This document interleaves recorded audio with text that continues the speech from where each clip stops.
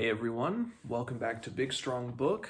I'm Reed, and today we're going over Chapter 8 of Stone of Farewell on Sikkihoq's back.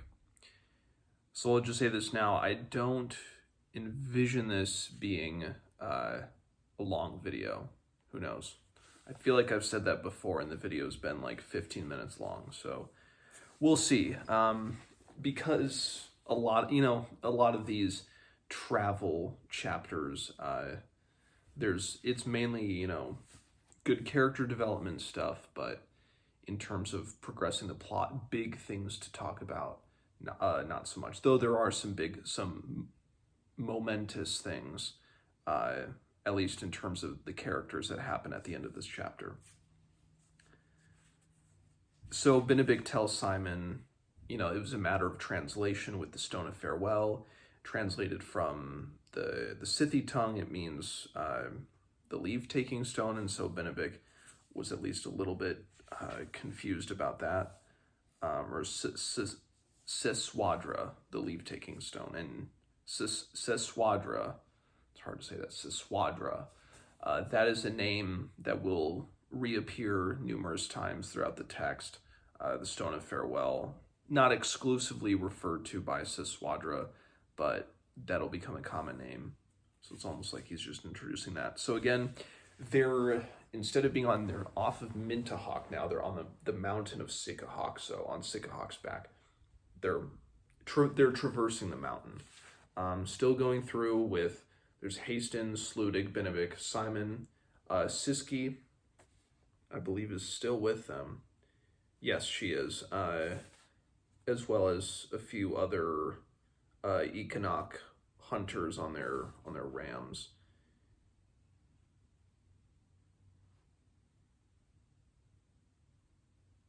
And I will read this section because again, it's one of those good little, maybe more so of a quiet character moment that we get.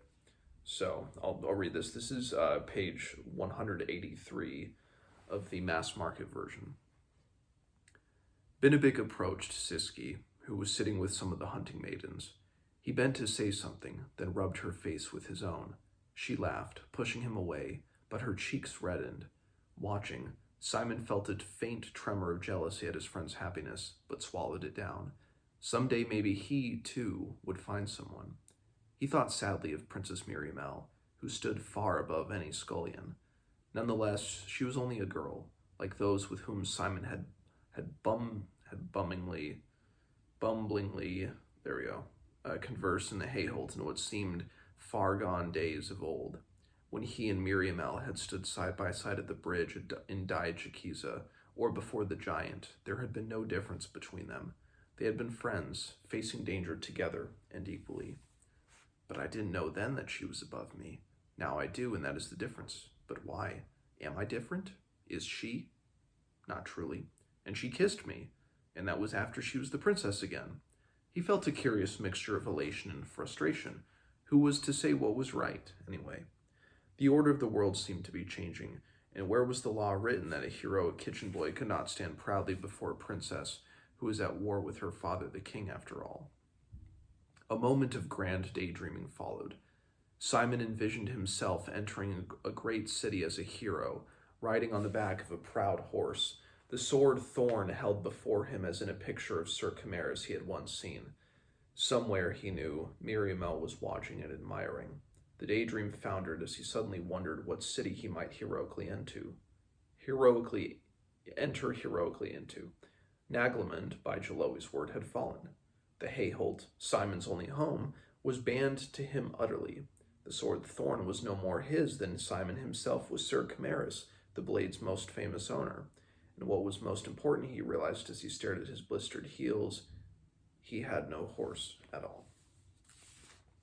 So they exchange pleasantries, they drinks. Benedict throws the bones again and gets a circle of stones. Torch the cave mouth in the black crevice.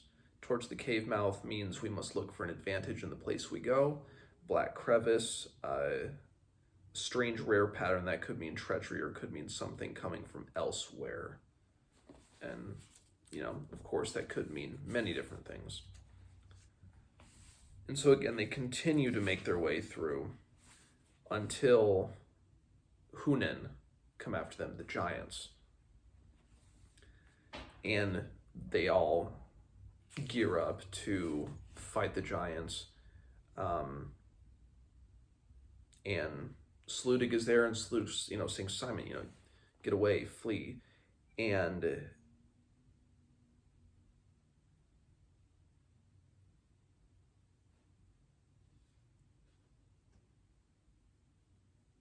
Simon, I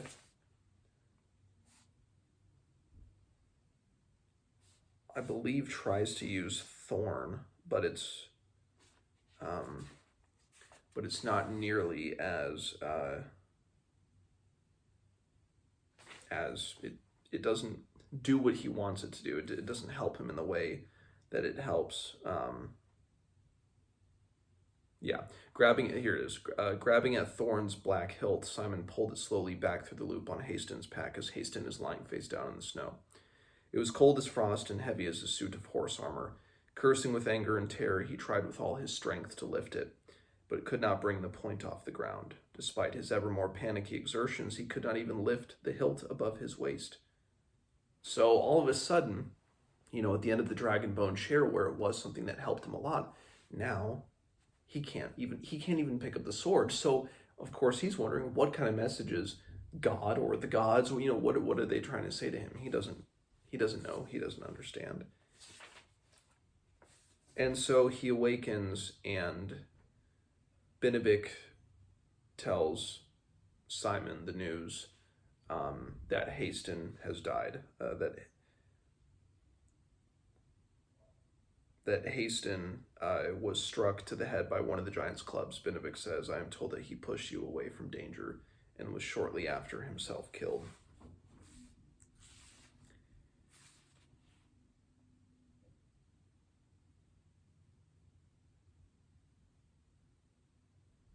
And they, I believe, decide to, they build a cairn on the mountainside and sing a song for him. And Benedict says, let us not forget them, Simon, these or any of the others who have already died. Let us be taking strength from the gifting of their lives, because if we fail, they will perhaps be seeming the lucky ones. Simon felt himself empty as they started down Sikkihoq's last reaches, hollowed out, so that if he stood just right, the wind might whistle through him.